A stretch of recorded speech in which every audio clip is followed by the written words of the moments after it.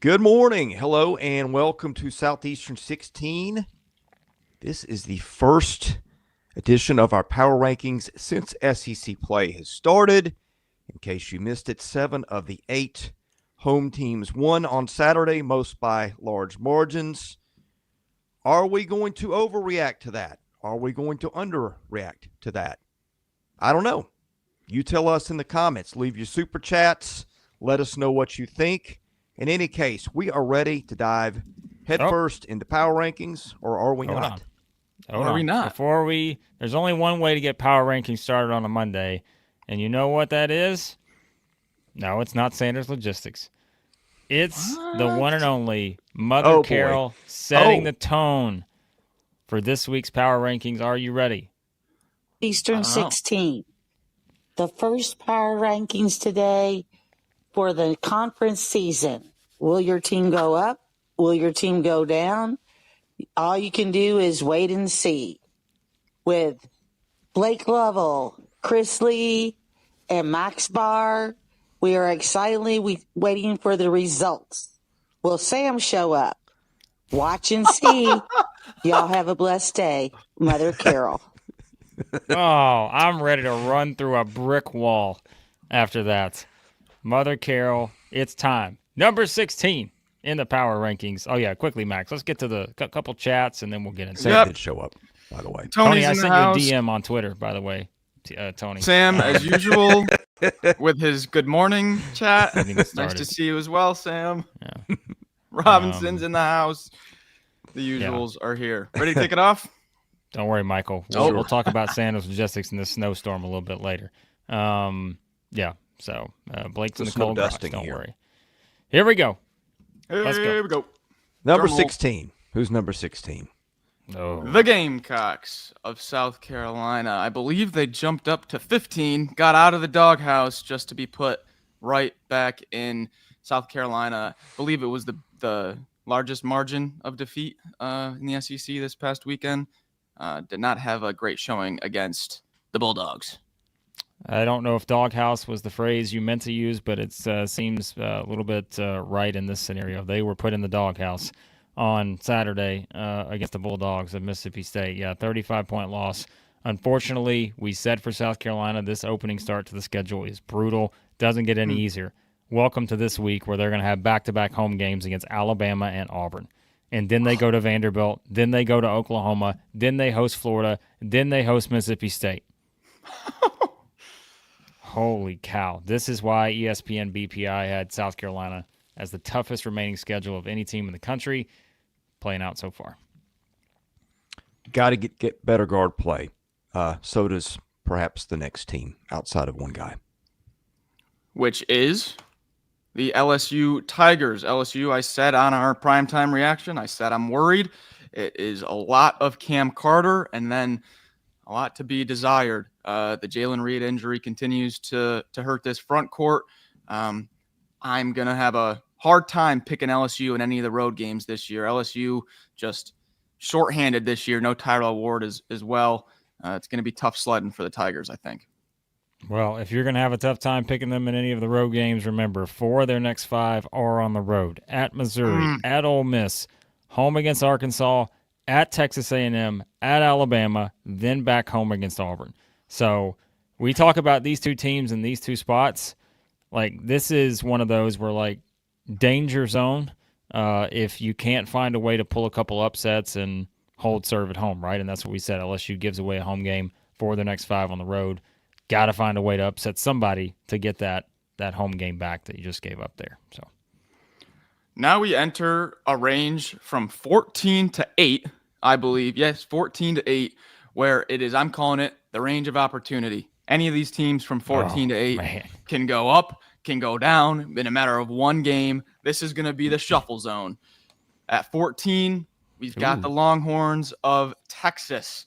It would be very surprising to hear that in the preseason, but Texas goes on the road to Texas A&M, which we thought was going to be a slugfest. We thought that was going to be a grinded-out game. A&M ends up winning by 20. Not a great result at all for Texas. The offense still looks a little bit sluggish. Trey Johnson is having to do a little bit of everything. The Longhorns here back at 14, guys. Yeah, listen, you sent these power rankings in our chat. I still have not looked at them. So like some of this is a surprise to me as I see you pulling these up. Actually, all of this is. I don't know exactly where everyone landed. But the thing with Texas that I feel like continues to stand out for me, it's not the fact that, okay, we think they're pretty talented. It's just if you still look at the overall body of work to this point and what we have to go on, like their best win of the season is either NC State, who is 8-6, or St. Joe's, who is 10-5, right? I mean, that's all we have to go on with Texas, other than the 20-point loss now at Texas A&M, 11-point home loss to UConn, 8-point loss to Ohio State to begin the season. And then scheduling, like this is the like if you look at these three teams that we've talked about so far, Texas is week ahead. At home against Auburn, at home against Tennessee on Saturday. Next week, at Oklahoma, at Florida. I mean, again, we talk about like, you got to win some of these games early on because otherwise, we said it in the reaction on Saturday, you let one loss turn into 2 loss, turn into 3 loss, turn into 4 loss, right? It can happen for these first 3 teams because these schedules are unreal. And as Tony points out here, yeah, like that's the thing with Texas. Do I think they're the 14th most talented team in the SEC? Or I don't. Like, I still feel like they should be better than this, right? But where do we put them? Who do we put them ahead of? This is why we have these discussions on this 8-14 range of teams. Yeah, the schedule is the good news and the bad news for Texas. The bad news, no wins of consequence so far. The good news, there's lots of opportunity ahead. The question is, are they good enough? And this is kind of where I departed. I did look at all our rankings, unlike Blake, and I tended to go a spot or two lower than you guys on some teams if they just, no matter what the computer said, if they hadn't proven it yet. For the most part, I would downgrade the team with the less impressive wins. I think we might have all been the same on Texas, but that's a little place that I noticed that we differed in the rankings. Well, hey, it's the range of opportunity. Well, I'll tell you where you can get plenty of opportunity to win big, to win a lot of cash, and that is at BetOnline. If you want to bet on the Texas Longhorns to beat the Auburn Tigers, you want to go Texas money line? My guess is that's going to be a pretty little payout at BetOnline, the world's most trusted betting platform and your number one source for online betting. Earliest odds, in-game live betting. BetOnline provides you with all the action and the ability to watch the games as they happen. Largest selection of odds on everything from football, the NBA, college basketball, NHL, UFC. It's all there. There are a lot of other sports, too, that are played in the world. Head to BetOnline today, and don't forget, use that promo code BELIEVE, BLEAV, for your welcome bonus on your first deposit. BetOnline, the game starts here. Moving on up, another team poised for opportunity.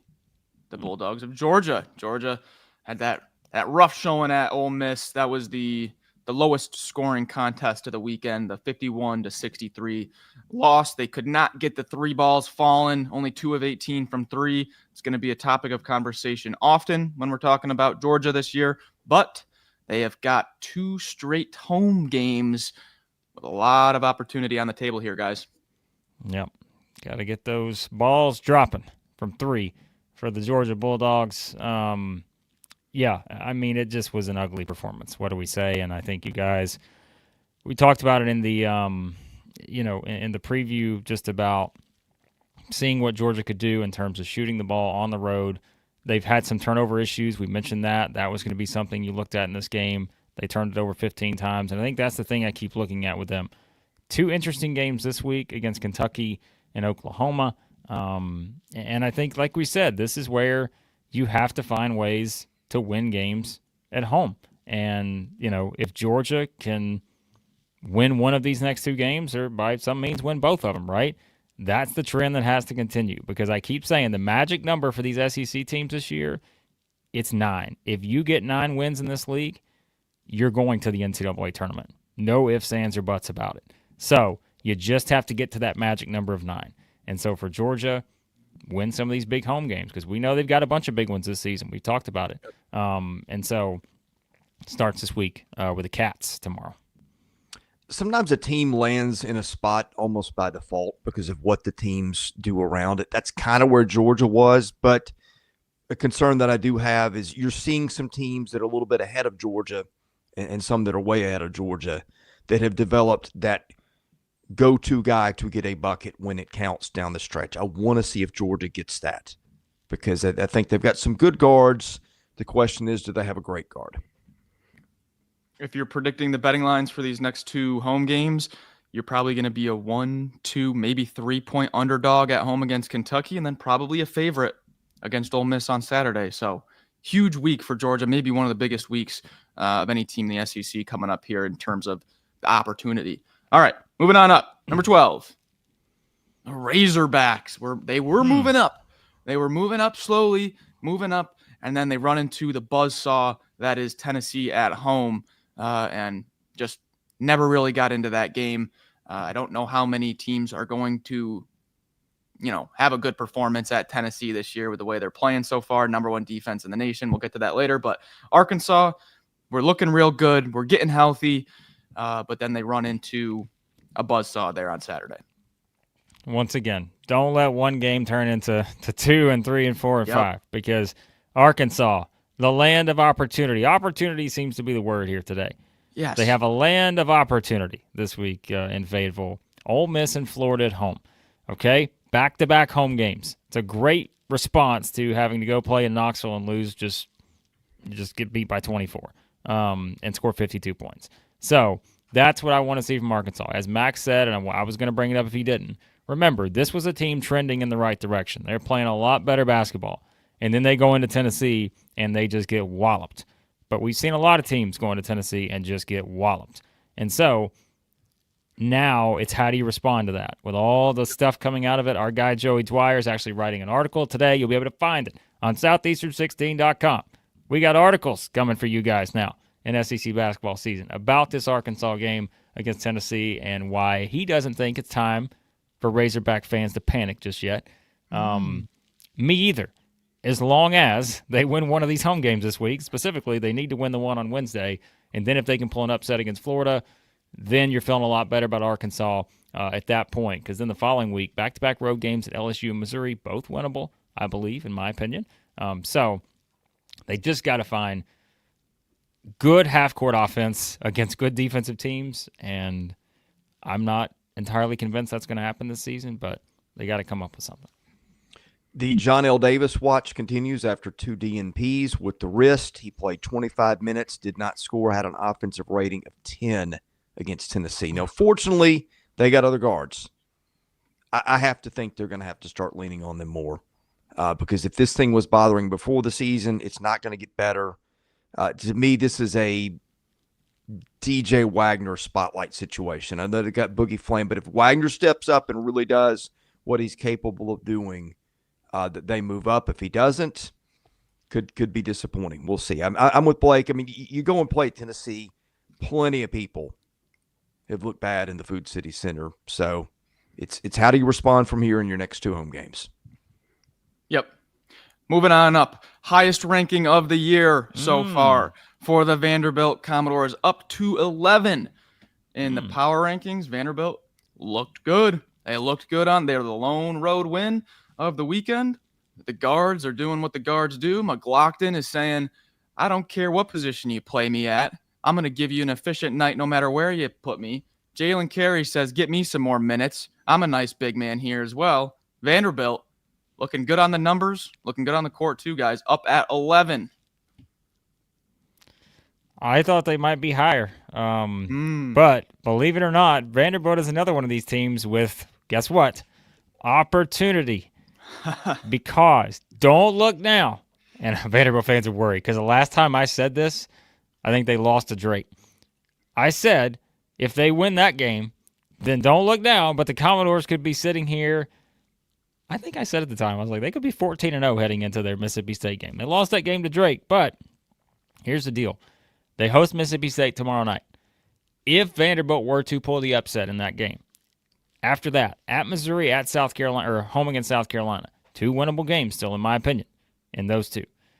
But then there is no one on the planet that we live on, which I like to call Earth, that has a tougher basketball schedule. Not even the Chris Lee 10 and under boys basketball team has a tougher schedule on this planet than the Vanderbilt Commodores. Look at their schedule from January the 18th until, quite literally almost the end of the season. It is brutal. So I think this is one tomorrow night where if they can find a way to get this one, I think we're looking at the Commodores and saying, all right, they might be a team that's going to get close to that NCAA tournament, have a great shot, but, man, their schedule in the middle is just relentless. So, great start for the Commodores, though. All right, a couple things to unpack. Shout out to 10U under Lee. Best player comes from football practice. He's rusty. We hadn't practiced in 2 weeks. We won 28-11 with some Max Barr bully. Ran up we the got score on some poor kids. On Unreal. the defensive nice end. I line. was proud of the effort. Probably pressing in the fourth quarter, up 20. We were not allowed to press. Not that we would have. When you're up 10, you cannot press, although you can get pressed. So there's that. All right. Moving on to Vanderbilt. Things to like. I like the fact that you took away their most two indispensable players in some ways. Jason Edwards got like a thigh pointer and missed a lot of the first half and wasn't himself in the second half.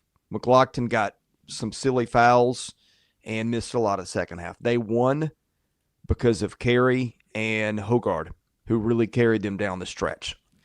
I did not rank them as high as you guys did because of the big wins thing. And the effort they had, not that the effort was bad, but is that performance good enough to win in Knoxville, in Alabama, in a lot of other places where teams got clobbered? Probably not. We will find out. But I do want to see how Vandy does starting tomorrow night against Mississippi State, a team that has been known to play well on the road. That will answer some more questions for me about Vanderbilt.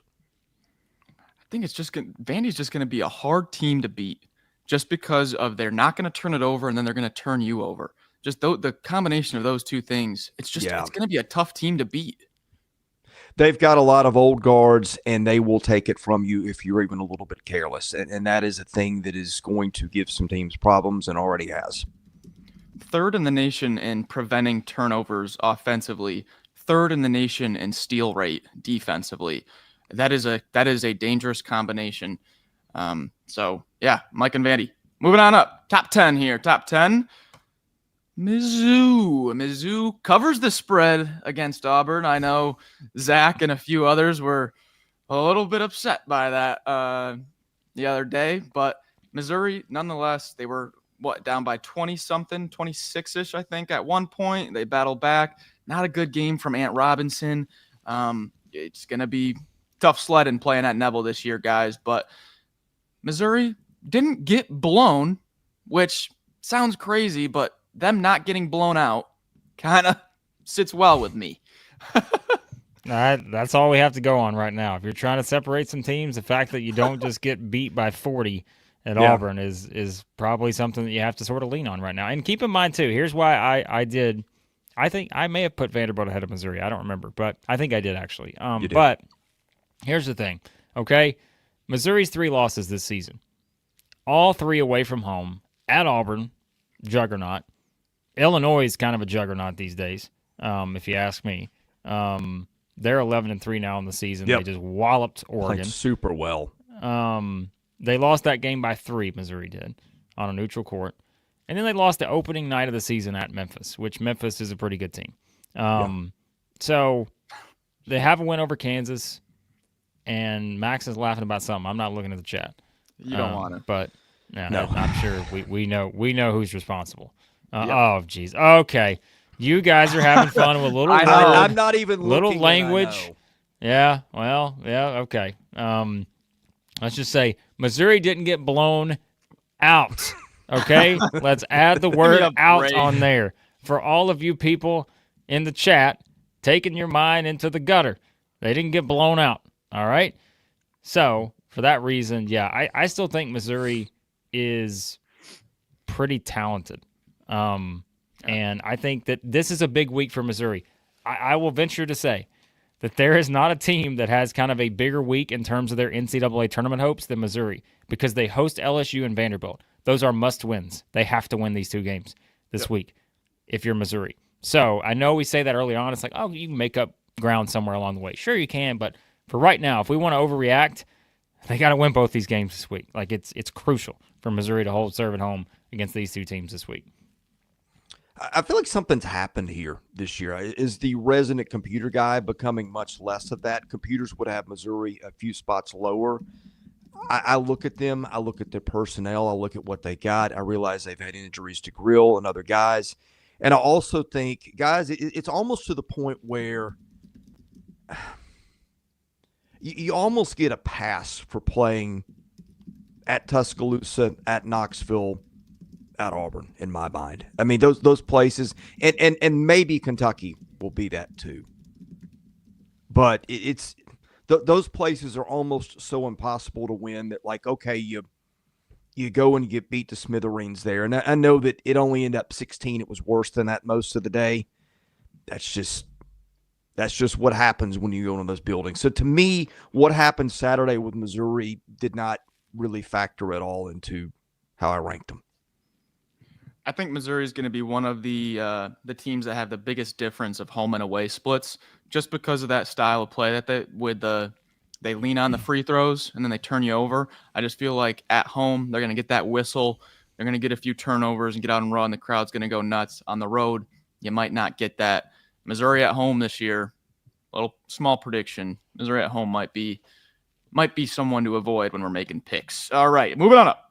Number 9, Ole Miss at 9, separated by 1 vote. I will say that, separated by 1 between 9 and 8. Ole Miss gets that grinded out victory. That was like an old vintage Texas Tech Mark Adams, Chris Beard game, 63-51 with the no middle defense. That's what won them this game. The offense wasn't clicking. It was a real sluggish game. But hey, you hold anyone to 51 points in this league, that's impressive. I don't care who it is on any night, on any court. Holding a team to 51 points in this league is impressive. The Ole Miss defense is looking pretty good, guys. Yeah, I think you said it, Max. Ole Miss may be the team where it's like, what do we do with them right now? Yep. And I was thinking that as I was trying to figure out my own 8 through 14, because I do think 8 through 14 is the big conundrum right now of where do you put these teams, and the teams still have a lot to prove. Not that everyone else doesn't, but then I kept looking at it, and I told you guys this in the chat. I think Ole Miss's overall body of work is a little bit better than people will give them credit for, maybe. Like, again, they lost at the buzzer to Purdue the day after Thanksgiving. And then they had one bad performance this season, and that was at Memphis, which came, a week and a half ago or whatever. Which, if you compare that to Mississippi State, yes, a drastic difference between how those two teams played on the road. But I'm like, one bad performance, I'm not ready just to completely write them off, because they were not a team who had a non-conference schedule in the 350s. Their non-conference schedule wound up being like 250, something like that. It's not the best, but it's also not, I wouldn't say it's terrible. Right. So that's why I keep kind of leaning on Ole Miss a little bit, where I'm like, okay, they just grinded out a win, not the prettiest game against Georgia. But now it's like this is a big week for them too. They go to Arkansas on Wednesday, host LSU on Saturday, have to win on Saturday, hold serve at home. But could I see them going and winning at Arkansas? Maybe. If Arkansas didn't figure out some of those offensive issues coming out of Tennessee, possibly. You get Chris Beard's defense kind of locking down. We'll find out. We make our predictions and see how that game plays out on Wednesday. But I think Ole Miss they don't feel like a team that has the ceiling of the ones we're going to talk about in a few minutes. But I also don't know that they are like having that low maybe of a floor of some of the other teams that possibly we've already talked about too. So they're kind of in that middle, which makes sense.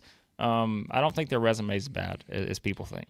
But like that is a great segue to a question I was going to ask you. All right, we got 2 doors with Ole Miss. Behind door number 1, a team that is a 7 to 9 seed in the NCAA tournament when the field is announced in March. Door number 2, any other outcome. That could be 10 seed, 11 seed, 12 seed, 6 seed, not making the tournament. You got to pick a door. Which do you take? Yeah, I mean, I'm probably doing 7 to 9. I think that's about right. Yeah. I feel like I don't think they've really moved a whole lot in our rankings, and I feel like we say, well, their strength is they've got a deep backcourt, they've got a lot of experience, and I feel like we say that for half the league. I feel like what they do is going to get neutralized by a lot of people. I feel like they don't quite have the interior presence that the elite teams in this league have. But I feel like between the cast of really good players and their coach, who's excellent at getting them to the tournament, I feel like that they're going to settle there. They're going to be, feels to me like they're going to be right in this range a lot of the year. That might ping pong a little bit based on schedule, but I think we have a decent idea of maybe what they are. Yeah, definitely one of the tougher teams to get a read on. I think the goal right now for Rebels fans is let's make the tournament. Let's get in there. Let's go dancing. That'll be a successful season in year 2 here, the Beard era. Separated by 1 vote, up at 8 is the Sooners. They got that wake-up call that everybody was waiting for. Everyone was waiting for the Sooners to get that tough test on the road, and the spread was out there at 12.5, 13. What are you doing over there? Guys, the wind chill is it's 15 degrees outside. It's 18 degrees in here right now. The Sooners cooled down a little bit when they went to Tuscaloosa and lost to the Crimson Tide of Alabama. But Oklahoma, another one of those teams that I'm not ready just to sit here and completely write them off after that against Alabama. And initially when I sent my rankings, I was like, I'm moving Oklahoma down to 11, 12, something like that. I'm like, all right, let's send them down the rankings. But then I looked back, I'm like, come on, we're not doing that at all. I mean, it's one loss on the road at Alabama, who, as you're going to see, is a top team in our power rankings, as they should be. And I'm not going there just yet. And I know there are a lot of people who pointed the strength of schedule and all that kind of stuff. I get it. But this week, I think, is where we learn a lot more about Oklahoma, because they got 2 interesting games this week. Home against A&M on Wednesday. That's one of those that just, it's one of those kind of games, right? And then they go to Georgia on Saturday. I'd be shocked if either one of these 2 games are decided, by, 5 or more points. I feel like these are going to be 2 close games, and if Oklahoma finds a way to win both of these, then okay.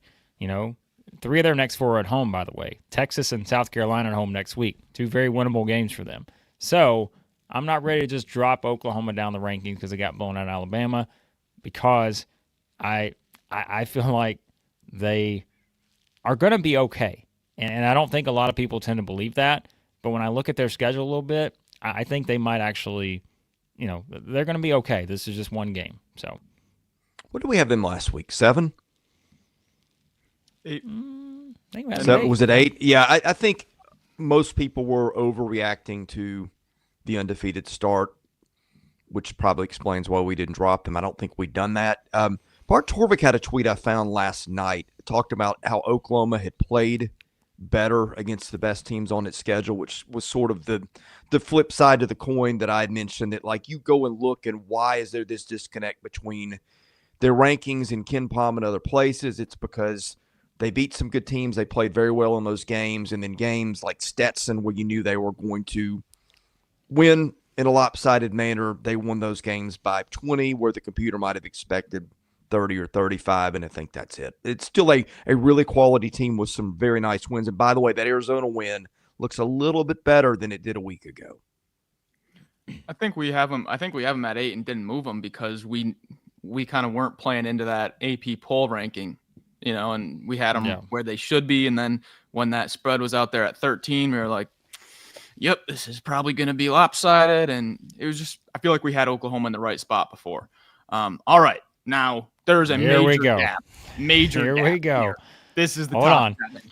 This is where the bat signal starts sending out, and you're about to see some people who have not commented maybe once, maybe at all. They're about to jump in here and say, you guys are fools. And you know what I'd say to that? Well, come on. I mean, that's our brand, right? So here we go. The top 7. Remember, all 7 of these teams, before we get into this, currently all 7 of these teams are projected as the second 3 seed or higher in the NCAA tournament. So we're talking multiple 1 seeds, multiple 2 seeds, multiple 3 seeds is the way we're looking at these teams right now. So there's not that much that separates these teams right here. I have to say that because I know people are going to overreact. It's Overreaction Monday. But here we go. The chat's already exactly what I thought it would be. There Come you on, go. Max, reveal it. Number 7. Who is it? Oh, no. Hail State. Oh, no, the Dogs. At number 7, I believe they are the second, third seed that you're talking about. You're mentioning there. I think they moved up to the top third seed in some of them. Top third seed. But keep that in mind. They've moved up to the top third seed in some of them. There are 3. So what would that mean? That means there are 2 number 1 seeds, 3 number 2 seeds, and Mississippi State. And no, actually, yes, I think they've actually may have jumped the other team for that spot. So I think the 2 SEC teams have the top 3 seeds too. So it's unreal. So yeah. No, Mississippi State did not drop. Guys, they were number 7. They were number 7 last week. This is not. I'm telling you, in these top 7, it's gonna be tough to move around unless a team really drops. They have the huge win against South Carolina. South Carolina didn't lead for a single second of that game. Great game by Josh Hubbard, 5 threes, getting his 3-pointers back. I know he was going through a little bit of a slump. Hey, we had Scott on. Scott, if you haven't seen the Scott interview, Scott Padgett, he talks about Keyshawn Murphy, a whole bunch of different other stuff in our marathon. Guys, I feel bad for putting Mississippi State 7 here, but it's tough to move them. It's tough to move them up. I feel like there's that much difference between 3 to 7. I really do. Yes. Maybe 4 to 7. I could argue there's a little separation between 3 based on the circumstances there. We'll get to the team at 3 later. But I heard that, and we mentioned this in the live stream, Chris Jans was not expecting this to be a lock-you-down defensive team, but it's starting to show some traits. I think they get a little bored at times. You've seen their games between the Memphis win, I think, on the 21st, and then who was the other big win they had? Oh, when they blew out Pitt. And in between, you could see they got a little bored. They're kind of playing with their food against some of the lower opponents. And you listen to Jan's talk after the South Carolina game. He kind of addressed that into the second half, into the first half, beginning of the second half. They tend to get, I don't know if it's bored or whatever, but man, when they lock in, I think they can beat just about anybody in this league. I'll be very interested to see how that goes against Tennessee and Auburn if they get State's A game. But I don't, maybe this is a cop-out. I don't think people should get hung up on the rankings because to me, 3 to 7, you throw them in a hat, and we honestly have not seen these teams play enough good other teams to really have a lot of confidence in how we separate them. Or maybe that's just me. Well, Ryan brings up a good point here. You hold an SEC teams 18 points in the first half, play the bench for half the game, and you still don't move up. It's not Mississippi State. It's everybody else around you. That's the problem. It's a beauty pageant. I mean, it's just Mississippi. As I said, Mississippi State's a projected 2 or 3 seed right now. Like, come on, folks. That's the nature of the SEC we're dealing with this season. Means nothing right now. This week we'll start to see it. And yes, don't worry, Carlos. If Mississippi State beats Vandy and then they beat Kentucky on Saturday, we're dropping them. No, we're dropping them. We're dropping Mississippi State to 8 or 9 if they win those 2 games this week. I'm just kidding. Scott Patchett, go listen to the interview with him. We actually got Joey Dwyer's got a story with Josh Hubbard today. Yep. Incredible story. You're going to love this. So follow me on Twitter. Follow Joey on Twitter. That way you don't miss it. I'm going to share that right after the stream here. Tremendous story Joey has on Josh Hubbard. So you want to check that out, Mississippi State fans. If you don't hate us by putting you at number 7 in the power rings, which you shouldn't. We love you guys. All right. Moving on. Moving up just barely moving up. Number 6, the Aggies, Texas A&M, 20-point win over Texas. It's a lot. It's a much larger margin than I thought. They're on now a 8-game win streak. Wins over Purdue, Tech, Creighton, Rutgers, Wake Forest, now Texas, you name it. They are on a roll. Still the number 1 offensive rebounding team in the nation. And I think they have, depending on where you look, either 4th, 5th, or 6th best defense in the nation. They are not getting enough credit. Farrell Payne, as Chris said in his, our underrated players are not getting enough credit. He gave it to Farrell Payne. A&M, guys, just rolling now. 8 in a row. All right, so let's quickly play the computer game here. If you put Texas A&M Mississippi State on a neutral court right now, what would it be? right? Ooh, How do we figure boy. that? So right now, them Ken Palm that even. has Texas A&M at Mississippi State on February 18th. Ken Palm has Mississippi State as a 3-point favorite in that game.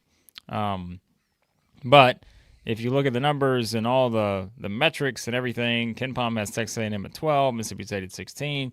You look at some of the other numbers. Don't give me the net. The net is the net. Well, I don't remember where it's at, but just as I'm up there. I'm waiting for ESPN's BPI to update this morning. I don't know why they've gone 2 days without updating it, but you can use that in the composite I've made as a pretty good indicator. Mississippi State right now would be favored by a half point, according to that. All right. Oh.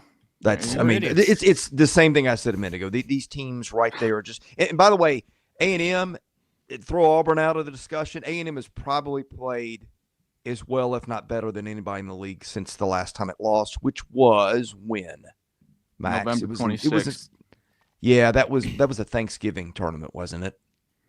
It was Oregon, which is taken a bit of a tumble from where it was since then. But yes, I mean that is now what, 8 wins in a row? Yep. Well, I mean Oregon got smacked pretty good by Illinois last week, but Sure, but that's it. I mean, that's one game. I wouldn't say they've tumbled. I'd say they've lost a game, but I don't know that they've tumbled completely from that point. well, they did beat Maryland, so that's fair. So, Didn't see that.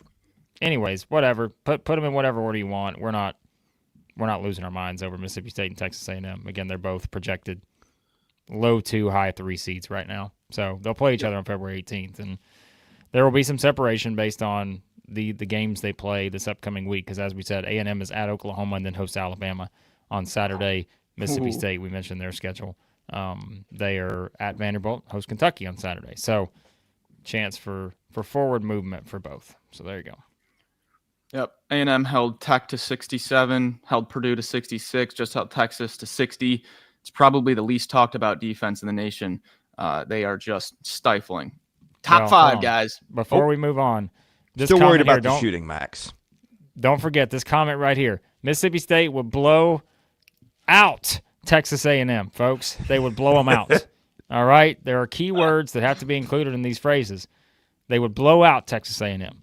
That is the comment here in the chat. So, anyways, we're having our fun here on a Monday morning. That's the Monday joke of the day. All right, Let's top move 5, on. guys. Top 5. Moving back to 5 are the Gators, Florida. Where's Malik? Yeah, where are the Gators? Florida puts up 100, but let's up 106. Talked a lot about this game on our reactions. Florida is still going to get the who have they beaten treatment. I'm going to say again, you just got to watch them. You just got to watch them. They're a legit team. They got some of the best guards in the country, let alone the conference. And they have a rotation of 4 big men that it's valuable in a league like this where you're going to have games with fouls galore. I really like this Florida team. They definitely got to clean up some of that perimeter defense. Looks like they were not top 20 like the analytics had been telling us. Well, probably a little bit more like top 50. So they got some things to clean up. But, guys, they have moved up to the number 3 offensive efficiency in the nation. Tell you who else is being efficient. That's Michael, who became a member of Nice. This Means More tier here at Southeastern 16. He's getting all the bonus content we got coming up for you guys there. All right, yeah, just quickly on Florida. I don't have a lot to add to what Max said. I mean, we kind of said our piece with Florida on Saturday. I think they're a really good team. I know they just gave up 106 points, but I think that had a lot to do with Kentucky offensively, who, again, is one of the top 5 offensive teams in the country. And, oh, by the way, Florida is too. So that fact, I think, is going to give Florida a chance to win a lot of games in this league, and we'll see. If Florida beats Tennessee on Tuesday, obviously that is a significant win for the Gators, but we'll see how the defense continues to develop from here.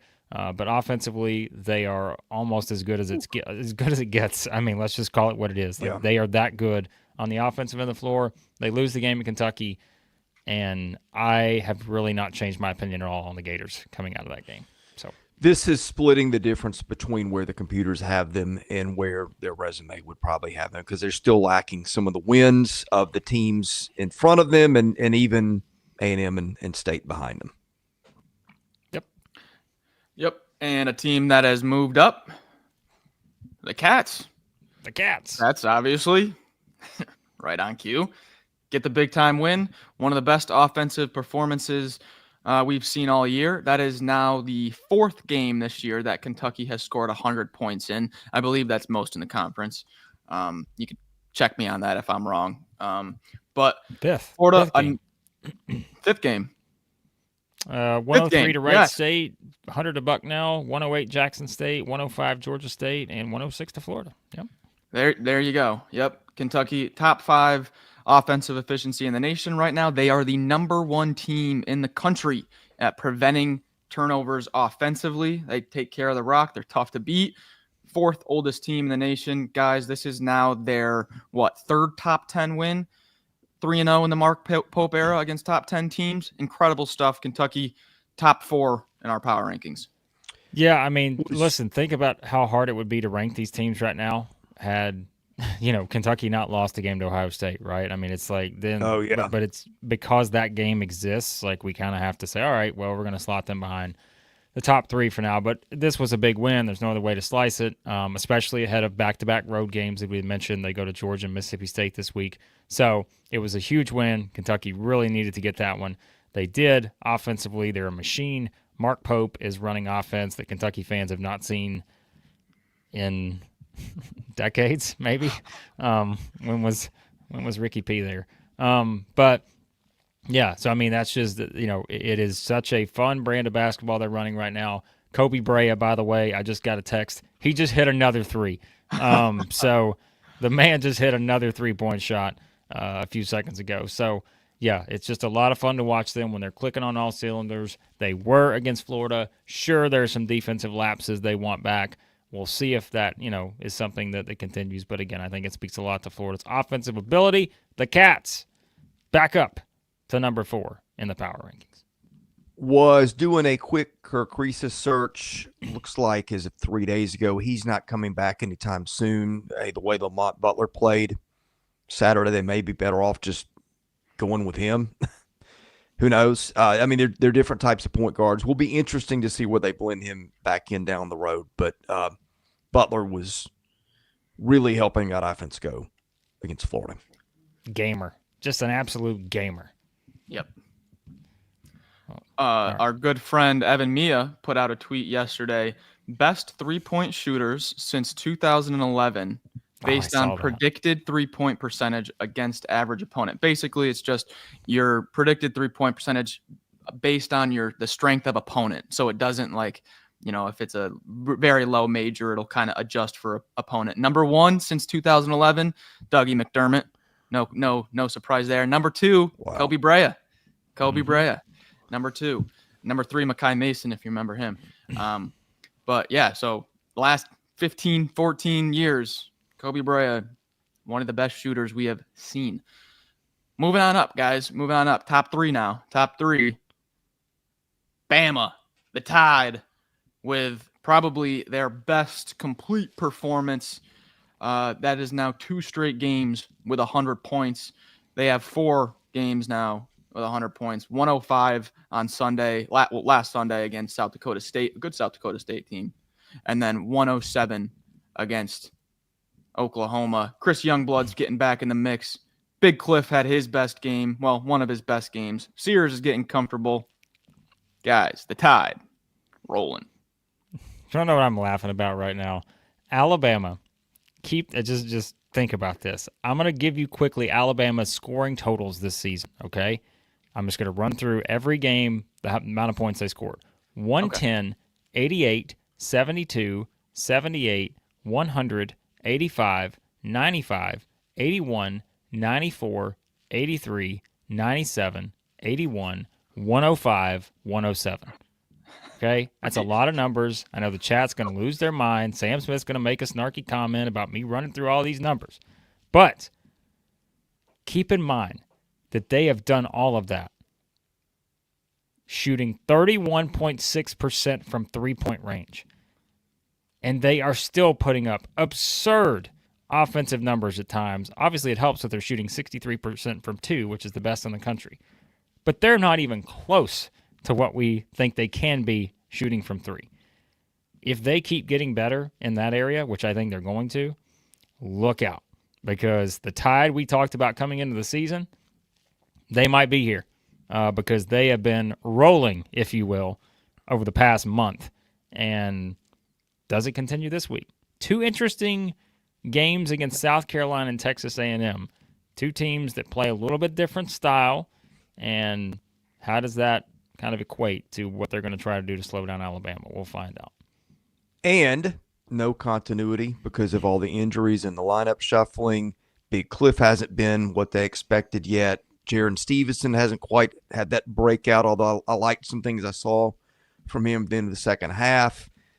Sears had that little spell where, for whatever reason, he was off. I mean, there is a lot of potential here for Alabama. This team has played nowhere close to its ceiling yet, which is why I think we mentioned in the marathon live stream the other night, maybe we shouldn't quite count them out of the SEC title chase just yet.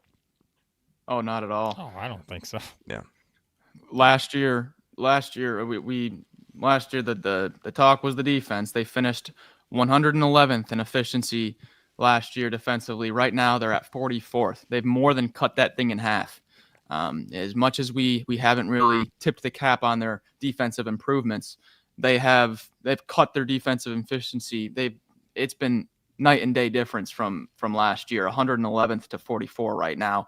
And like you said, Chris, it has just been it's been musical chairs in this rotation with injuries, trying to find the right spots in the front court. You were playing Stevenson at the 3 for a while there in the starting lineups in November, but now that's wins against Carolina, Creighton, North Dakota, Kent State, South Dakota State, Oklahoma, 6 in a row for the Tide going into this 2-game road week. Anything left on the Tide, guys, before we move up? Care about nothing but the Tide. Nothing but the Tide. Moving on up. Number 2. The Vols of Tennessee, the undefeated Vols. I know we might have some unhappy comments team left. There. The Vols, number 2, they crush Arkansas 76-52. That was never really a contest. They really haven't had many games that have been a contest, besides pretty much just that Illinois game. Chaz Lanier, as we said, has quite literally been a second carbon copy of Dalton Connect, maybe even better offensively. Tennessee guys steamrolling everybody, but number 2 in our power rankings. Listen, if you're just joining in the power rankings for the first time, let's say you hopped into SEC basketball for conference play and you're like, all right, let's get this thing rolling. We have not changed this for weeks, maybe even months now. I mean, again, that's what we talk about. Like, we're not the AP poll. We do it a different way. It's power rankings. Like, Tennessee's a number 1 seed. They're the second number 1 seed in the NCAA basketball tournament right now for 2025. They're the number 2 overall seed. I think Tennessee actually would maybe have the nod right now, to be honest with you. Or Iowa State. Chris, anyway, this is an SEC channel here. Please stop bringing up Duke and Iowa State. All right? Tennessee would be the number 2 overall seed, in my opinion. Wink, wink. No, but I mean, you get the point, right? It's Tennessee is just, they are unreal right now, and I can't tell you how many times Chaz Lanier just continues to just wow me, like all the time, this guy. And someone I went on the radio show this morning, Jordy Holper. He made the comparison I was looking for. Who does Chaz Lanier remind me of? I couldn't, like Dalton Connect, right? Everybody's like, okay, Dalton Connect. It's not him. But who does he Chris, you are just, sorry. You are out here just you guys rain told on me the he wasn't parade. him. You're raining on the parade this discussion morning. Saturday night. Who is it? Here's the comparison. If you have to think about it like from a visual standpoint, who does he remind you of in terms of like how he moves, how he gets a shot off, those kind of things? Great comparison. Kawhi Leonard. Hield? Kawhi Leonard. Think about it, like he's very fundamental, like it's just almost machine-like. Like this guy is just, yeah, here you go. Like, look, I think called it right before he even said it. Yeah, like Kawhi Leonard. Like that's a great comparison, I think, for Chaz Lanier. And I know some people probably brought that up before, but that was one I couldn't place it, but that's it. So, yeah, I mean, Tennessee, just the defense, good luck going in there and scoring over 60 this year at the Food City chicken nugget, whatever that arena's called these days. Just good luck, right? Because it's just going to be tough. But, hey, this is a big week for Tennessee. As we said earlier, at Florida, at Texas. 2 interesting road games coming up for the Vols this week. Will the unbeaten streak stay alive? If it does, they're in a pretty good spot, I think. Also, all right. I hate to. Oh, what are you gonna? Go ahead. Well, I no, was you just gonna finish, say, then I've got a few things. I hate to do this, but I have to give Blake credit here on his Ziegler first team selection, because if you were of any doubt in Zakai Ziegler's ability, that has been erased. He is right now in the Ken Pom SEC All SEC team. Ziegler's the 3rd most impactful player in the SEC right now. He's got a 39% assist rate. That's 12th in the nation. It's higher than it was last year. I don't know how, but he just keeps getting better. So just had to do a little tip to the cap of Blake's Ziegler first team pick when Chris and I didn't do that. We got asked at the end of Saturday night's stream who's the best backcourt in the SEC, and I'm just like, let's just pass for now. I think it's probably this one.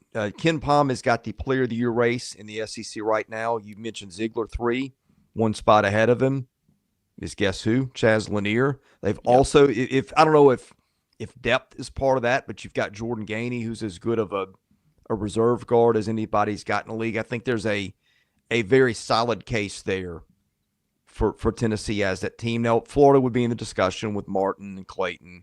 I don't know if there's deep. But I was going to ask you, if you guys could play this year's Tennessee team and last year's Tennessee team on a neutral floor right now, where would you set the line and who?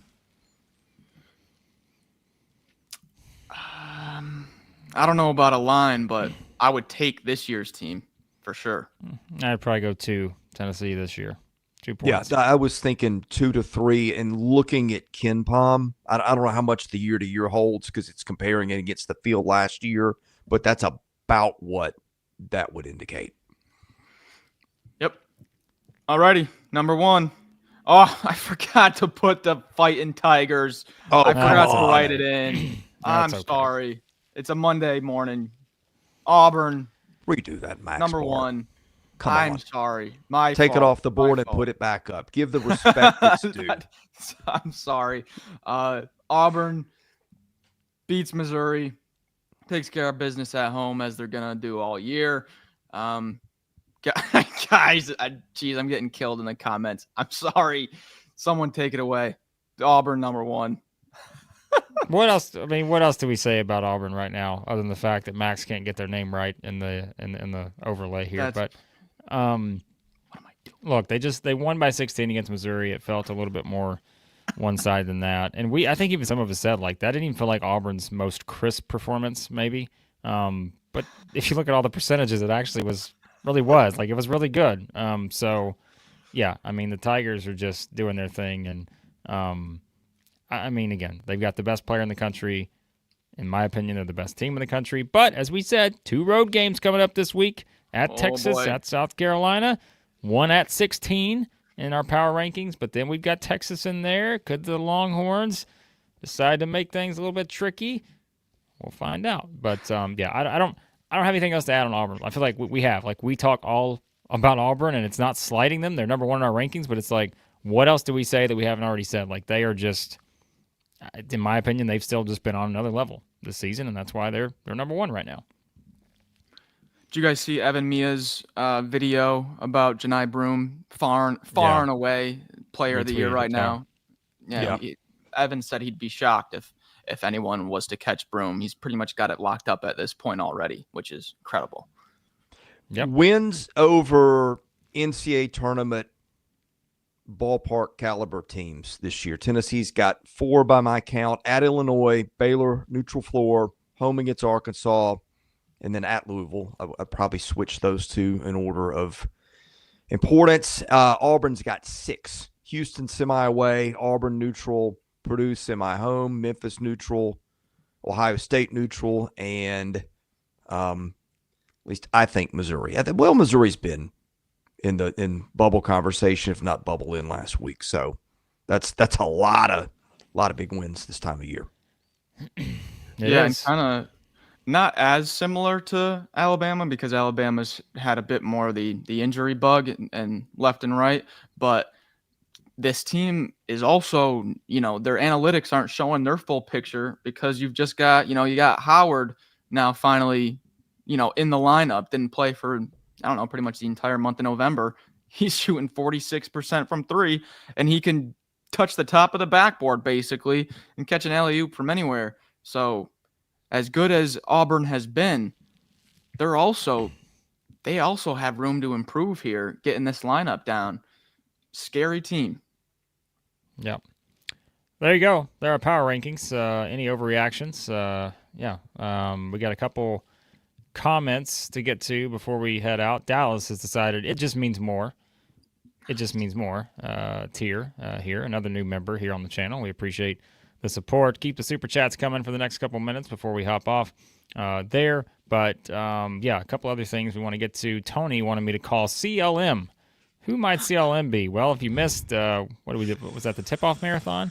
I don't know. The marathon. I don't think you can duplicate that, to be honest. Oh, are you kidding me? Are you giving me a challenge? CLM, if you want to go back and watch the last probably 10 minutes of the tip-off marathon on Friday night, a 4-hour live stream.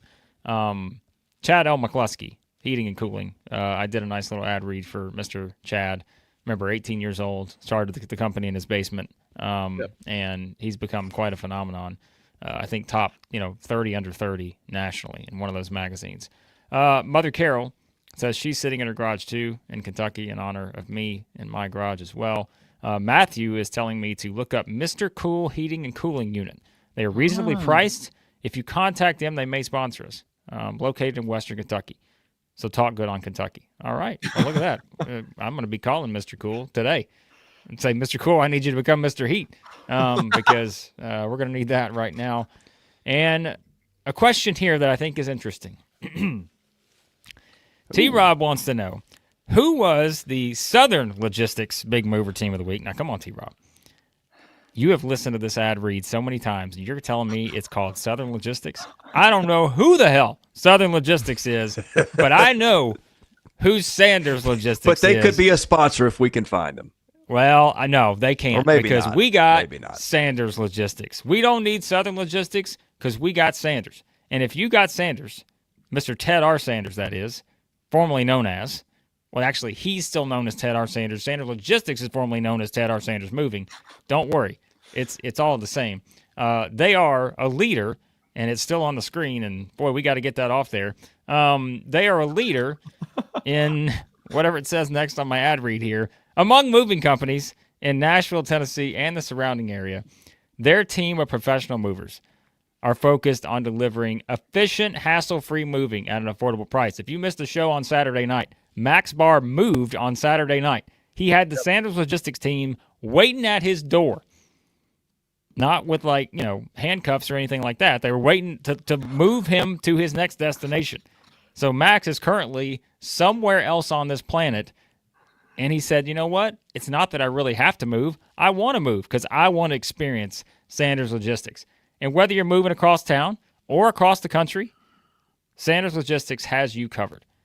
Visit them at tedrsandersmoving.com. That was beautiful. I think the biggest net moves up and down might have been Vanderbilt and Georgia, but I think that from last week, but I think that was mostly circumstantial. Well, they didn't. Neither one of them moved with Sanders Logistics, and that's where they went wrong. So they could have had much more. T-Rob says $2 to get Max something to put behind him. Guess what? He's got stuff to put behind him, and so do I. Are you guys ready? Because I am putting up something. I also have nothing in the background, but I have bought something, and T-Rob, as a professional wrestling fan, will appreciate what I'm about to put in my background. Just get ready for it. It's going to be like you're at the disco ball. Look at that. He's got the John Rothstein plaque. Incredible. That's got to go up on your wall. Come on. The problem is I don't know if I don't want to drill into my apartment wall. Yeah, that's the only problem. So I have them ready to hang up.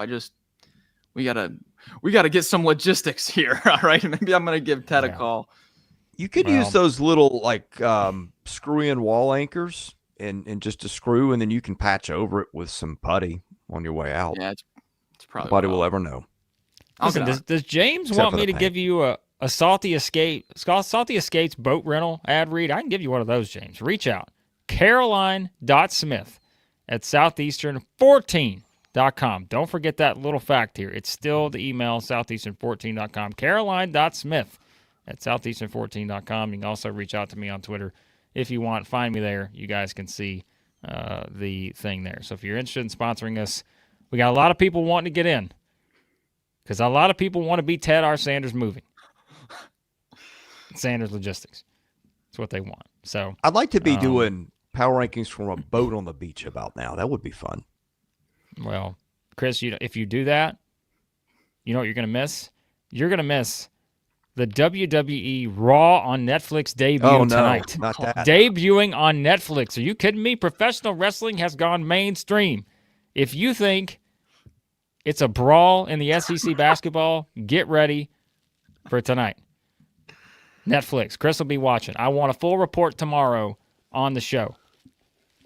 I actually watched my birthday. It's not my birthday. Hold on. Speaking of fun, Blake, we got a bunch of fun coming up later today, don't we? On the channel? Oh my gosh. Yeah, that's going to be a lot of fun. When people tell us we're wrong, when we make our predictions for every single game coming up on Tuesday, we have multiple videos going up today on the channel. It is going to be Florida-Tennessee predictions, Kentucky-Georgia predictions, Auburn-Texas predictions, Vanderbilt-Mississippi State predictions. I think it's Missouri-LSU is the other game on Tuesday, right? Yes. So, got a lot of stuff to do on the channel here today. Some of those will be separate videos as always. Some of them will be combined together. You know how it works here on the channel. We'll have them all. So, guys, it's not my birthday. Oh my! Who started this rumor that it's my birthday? It's not. You know what? No, I take that back. It is my birthday. Okay.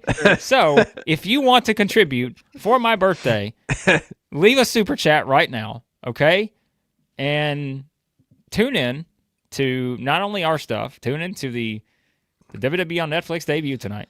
I like to promote my people at the WWE. But yes, like leave a super chat if you want to give back to the birthday. Then sure, go ahead. Today's my birthday. Tomorrow's my birthday as well. Why not? So, speaking of picks, I did terrible. I think you guys are undefeated. Oh yeah. I got Florida wrong, and then I picked LSU also. So I have 2 losses, and you guys are undefeated. I did that on purpose. I want to play from behind, give the people an underdog story. Yeah. So there you go. Let's roll. All right. If you say so. All right. Hit the like button on your way out, folks. Hit that like button. We appreciate you. Hit the subscribe. Join. Leave birthday money. All that good stuff. Shout out to Jace. Best SEC account out there for hoops. We appreciate it. Some other kind words up here you guys had. Still the best channel. Finally caught it live. We appreciate you, Thank Elton. you. Glad you joined it live. Nice. We are some days we're going to start at 8:30 Central. Some days we'll start at 9. It just depends, guys. It's going to fluctuate a little bit. So, anyways, but there you go. Great comment here. Is this going to be like the Jake Paul Mike Tyson fight? Is this going to be buffering the whole time? Or going to be streaming? We'll find out on Netflix tonight, folks. So, best compliment we've ever had. Sam Smith saying we're the worst account for SEC hoops. That's a compliment. That's the best comment ever. Yep. So, and also happy birthday. Yeah. There you go. All right. All right, we're out of here. Okay, yeah, we got a ton of stuff coming up. Hit the subscribe button if you haven't. To those of you hit the like button, we do appreciate that. And if you want to catch our stuff when it gets released, hit the notifications and you'll get that. God bless you. Have a safe and happy Monday. For Max Barr, Blake Lovell. I'm Chris Lee. I'm getting us out of here. You've been watching Southeastern 16, presented by Bet Online. Wow. My